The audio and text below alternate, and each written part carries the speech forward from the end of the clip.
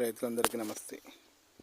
పండించే రైతు YouTube channel రైతన్నలారా, మనం ఈ వీడియోలో మాట్లాడుకోవే విషయం ఏమిటంటే, మనం లాస్ట్ వీడియోలో చెప్పుకున్నాం ఎల్జీజీ 607 ఎల్జీజీ 630 పెసర రకాలలో మధ్య తేడా ఏంటి, విత్తనం ఎలాంటి విత్తనం ఎంచుకోవాలి, ఈ రెండిట్లో ఎల్లో మైజాక్ పల్లాకు తెగులు వస్తుందా, ఈ రెండు రకాల్లో పల్లాకు తెగులు వస్తుందా, ఏ టైంలోనైనా దీనికి సీజన్ క్రాపా, ఏ టైంలోనా పంట పండించుకోవచ్చా, ఇలాంటి విషయాలు మనం ఈ వీడియోలో డిస్కషన్ చేసుకుందాం.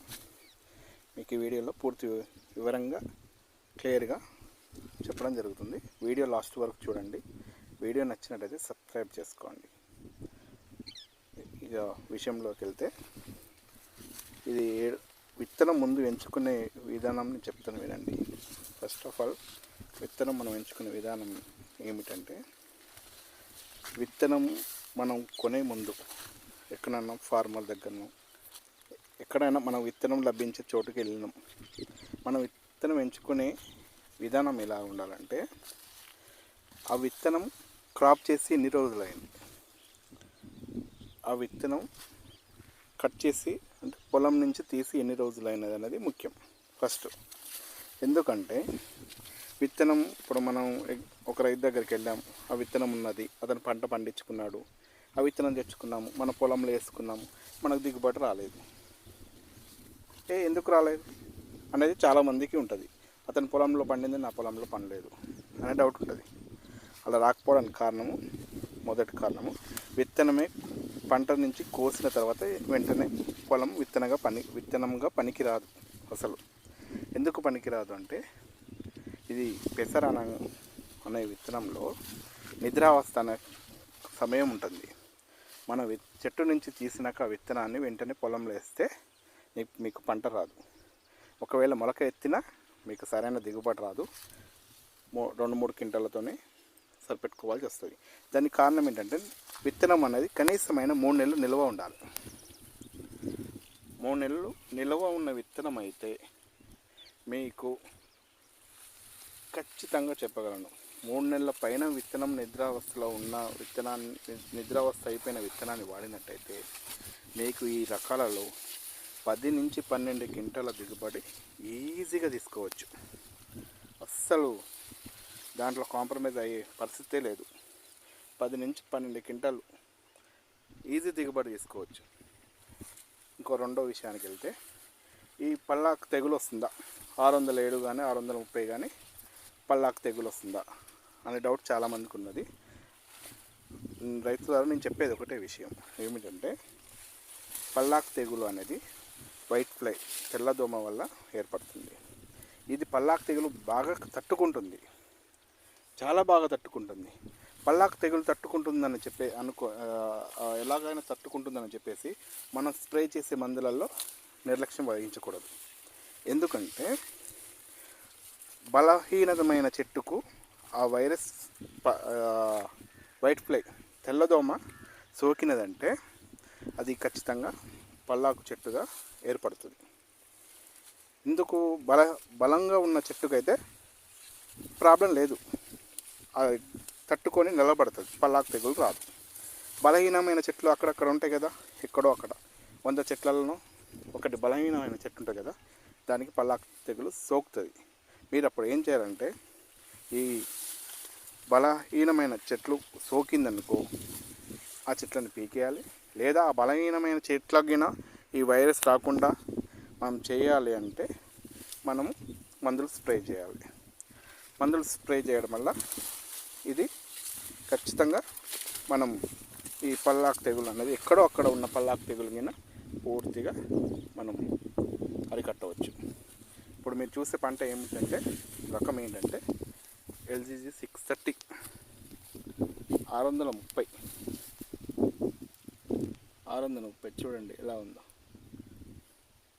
అసలు ఎక్కడ వైరస్ లేదు, పంట చూడండి ఎలా కాసిందో, ఎక్కడ వైరస్ లేదు, పూర్తిగా కాయ. ఎక్కడ చూసినా మీకు కాయ కనపడుతుంది, వైరస్ కనపడదు. దీనికి సరైన సమయంలో దీనికి సరైన సమయంలో తక్కువ పెట్టుబడి, ఈ పెసర పంట పండించాలంటే చాలా తక్కువ పెట్టుబడితో నెంబర్ 1 హీల్డింగ్ తీసుకోవచ్చు. ఈ చేను 10 నుంచి 12-13 క్వింటాలు దిగుబడి ఈజీగా వస్తుంది. దాంట్లో ఎటువంటి కాంప్రమైజ్ అయ్యే ప్రసక్తే లేదు. నెంబర్ 1 హీల్డింగ్ వస్తుంది. ఇది 607కు 630కి తేడా ఏంటని చెప్తే, 630 అనేది హైట్. ఇది చూడండి, నా మొక్కలు కన్నా పైకి పెరుగుతుంది.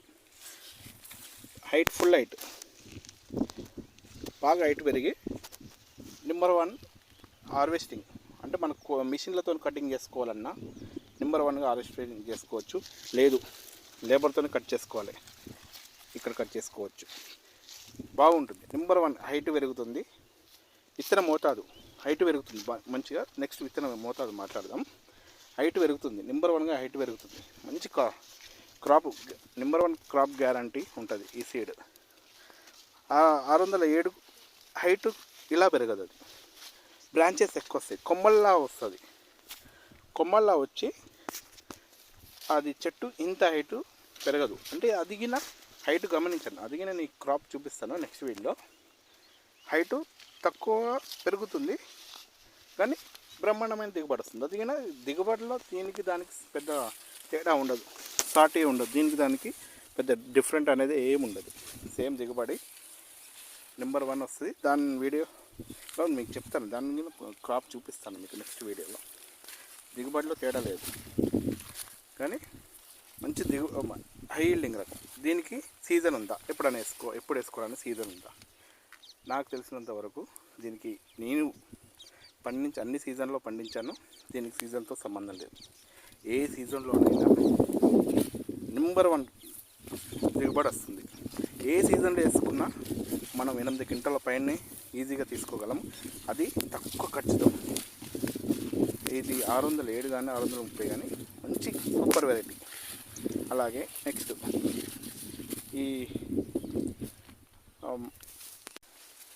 ఇది క్రాప్ టైం వచ్చేసి 607 అనేది బలంగల్ల నేలలో అయితేనేమో 70-75 డేస్, బలహీనమైన నేలలలో అయితేనేమో 65-7 డేస్. ఇది 630 అనేది 75-85 డేస్లో క్రాప్ కటింగ్ అవుతుంది. ఇంకా విషయం చెప్పాలంటే తర్వాత వీడియోలో టైం ఎక్కువ అవుతుంది ఫ్రెండ్, వీడియో లెంతీగా అవుతుంది, మీరు మళ్ళీ చూడలేరు.